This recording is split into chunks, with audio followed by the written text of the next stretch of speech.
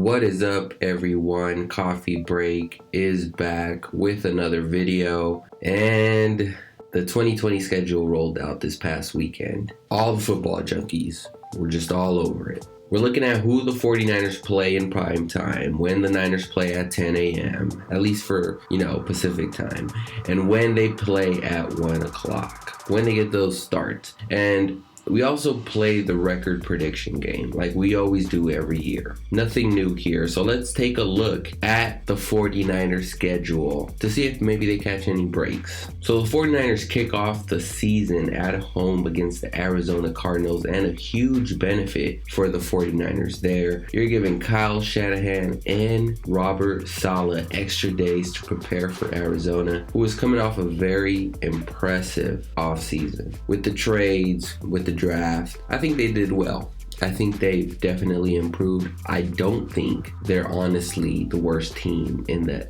NFC West right now. On paper, I think they're the third best team, only behind Seattle and the Niners. And I think the Rams have taken a step back. I really do. I don't like what the Rams have been doing. I feel like the Rams have been desperately trading as opposed to making smarter moves like Arizona. But that's besides the point. We're talking about scheduling here. So Kyler Murray being considered an MVP quarterback in the future, will be a problem for us Niner fans moving forward. So I don't think the issue is there. I think what's still yet to be unproven are the head coach and defensive coordinator Vance Joseph, who always gets taken to the woodshed by Kyle Shanahan for some reason. He did draft a very talented player in Isaiah Simmons, who I really liked coming out of college, but you got to know how to use them, right? If you don't, then what are we doing? So I still think the Niners are in a very favorable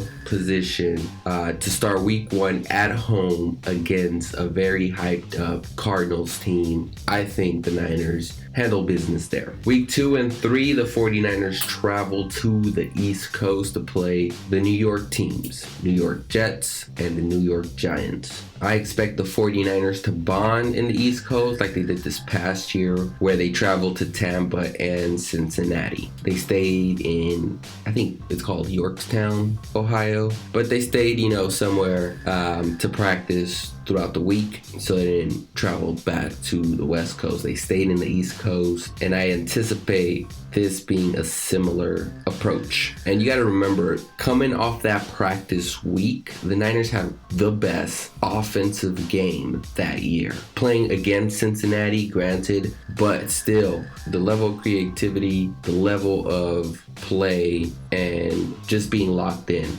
I think the Niners come out with the same approach this year too, with these two back-to-back East Coast games. So I'm excited for that. And another thing to note here is that these are the only 10 a.m. starts the entire year. After this, they don't have any more 10 a.m. starts. Talk about benefit. I think that's the biggest benefit. And for it to come early in the year, it's just a cherry on top. So huge advantage 49ers. The Niners then come back and play 3 consecutive home games against the Eagles, Dolphins, and then the LA Rams. Should be favored in all 3 of these games. And then for week 7, the Niners go out to the East Coast again to play the New England Patriots, who will be an entirely different team and organization without Tom Brady. The 49ers should be favored in this one, even with Belichick still at the helm. Week 8 is where we start getting a bit more difficult with the schedule.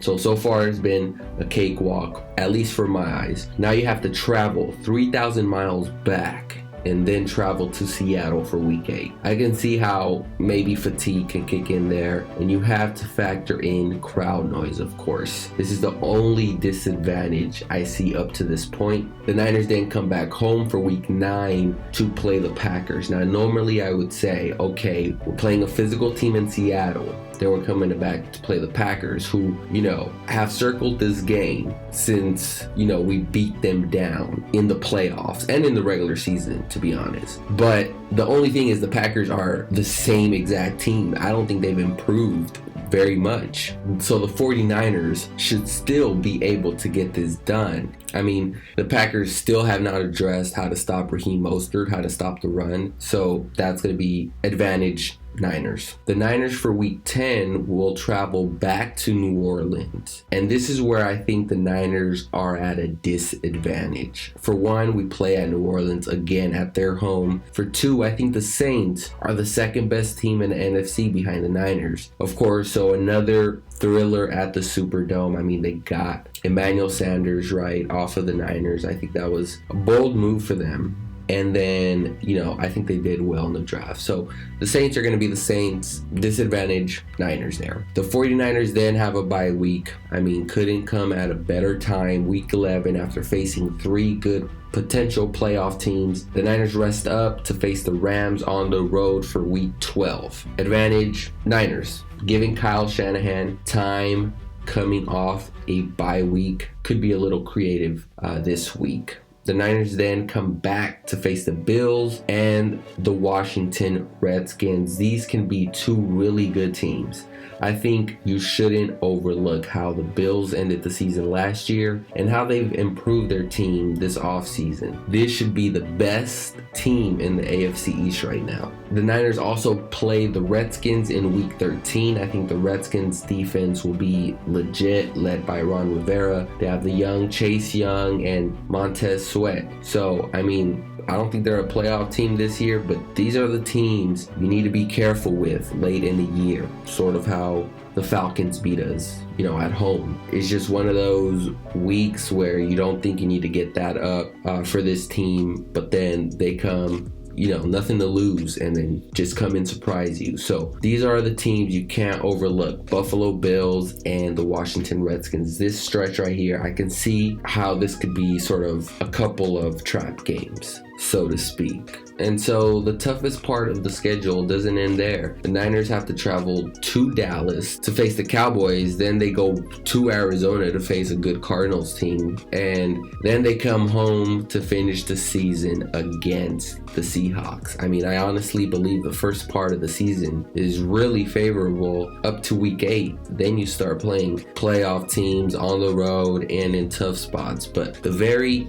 good thing is that the Niners have a bye week in between there. So that is super beneficial, something the Niners did not have last year, going through the tougher part of the season. But anyways, folks, let me hear from you. If you had to predict the 49ers record right now in May, what would the record be? My early thoughts is that the Niners will go 12-4. Losses coming from Seattle, New Orleans, and Arizona on the road. I can also see the Niners losing to a tough Bills team at home. There's always a trap game somewhere, and I feel the Bills can be one of those trap games at home, or Washington. You just never know. But let me get your thoughts. Thank you all for watching, and as always, we'll see you on the next one, guys. Peace.